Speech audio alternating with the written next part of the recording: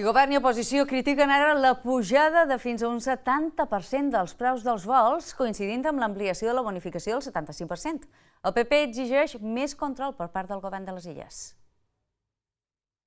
De cap manera podem permetre ni tolerar que això s'aprofiti per part de les companyies aèries per fer les pujades que se denuncia que s'han fet.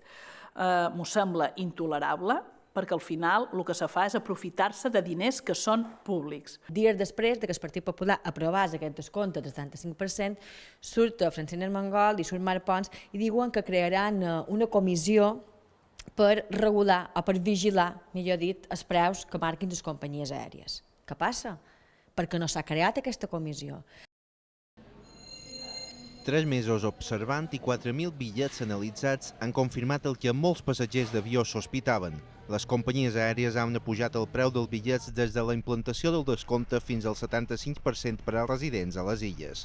L'estudi de la patronal de les agències de viatge de Balears, Aviva, conclou que algunes companyies han incrementat el preu fins a un 60%, mentre que altres no ho han fet.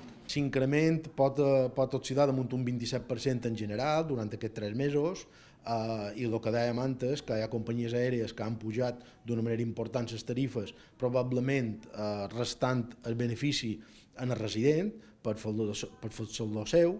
En la mateixa línia, però des d'un enfocament distint, va la comparativa que ha realitzat un professor de l'UIB al Diari de Mallorca.